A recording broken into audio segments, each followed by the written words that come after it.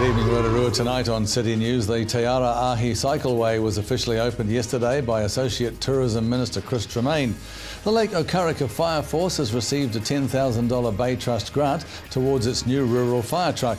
And over 800 triathletes are taking part in the annual Craig's Investment Partners Tinman Triathlon on Sunday.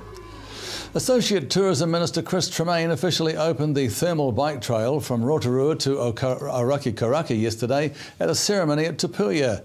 It was also the blessing of Tomakanga, the new gateway to Tupuia, which features a new covered canopy for arriving visitors and a new whare for Tupuia guides and hosting staff.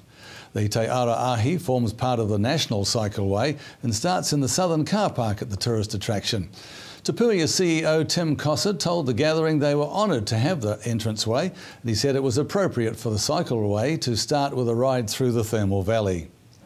This leg at the cycleway is a little bit undiscovered. For those of you that are going to have the pleasure of going down here this morning or have already taken the opportunity to ride along the little portion of the cycleway down to Waipa, it's a little mystery in this valley that not many people know about, and it's a very special place for the cycleway to start.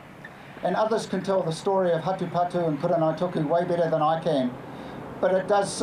The story is all about Hatupatu, a warrior, being chased by Kuranaituku, a mad bird woman, and basically Kuranaituku dying in the hot pools down in the valley.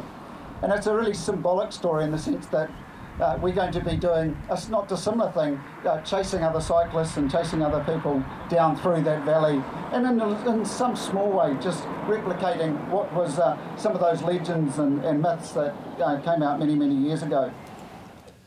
Mayor Kevin Winters says the ride from Tupuia through to Waipa is a hidden gem and is a gift from local hapu. I'm really pleased that we've been able to incorporate this section into the whole National Cycleway, and can I thank Tupuia and the landowners of the village and this area through here for allowing the public again, and I say again, to access your lands for the betterment of us all.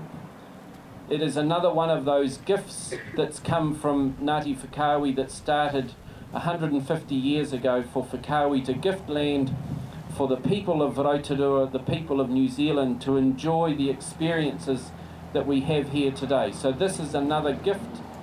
Te Ara Ahi project manager Chris Hayward says the cycleway has been 2 years in the making, but he says the work and time gone into the project was well worth it. Oh, it's a fantastic occasion, Alan.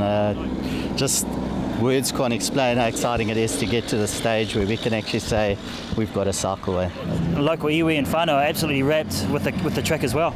Oh, absolutely, and I think that's been the most important part of it is including the iwi and just seeing that they get economic value out of this thing as well. And I think it's going to become obvious that we're going to deliver on that. The Lake Okaraka Fire Force has received a $10,000 Bay Trust grant towards its new rural fire truck, which is the first of its type in New Zealand.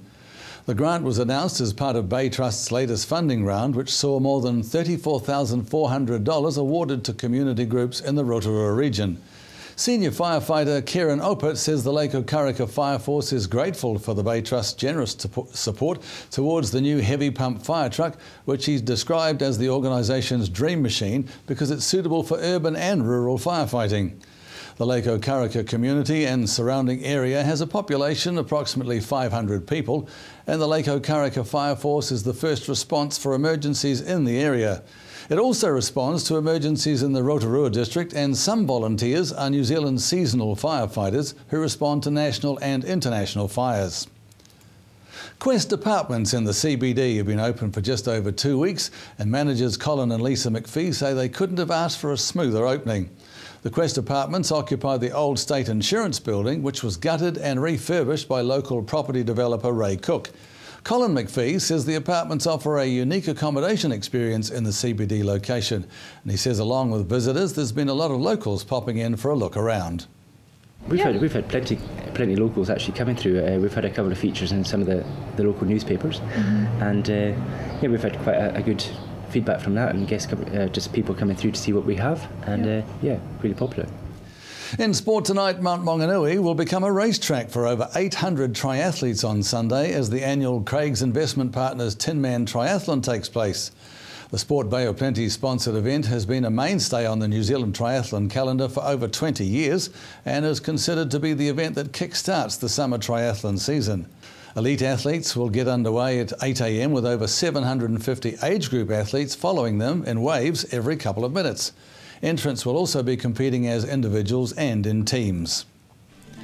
To your weather update now, Rotorua, brought to you by Bidbest Food Service. Tonight, more fine weather, southwesterlies, a low of 4. Tomorrow, forward to Saturday, fine with some morning cloud, westerlies developing, a high of 20 and a low of 11.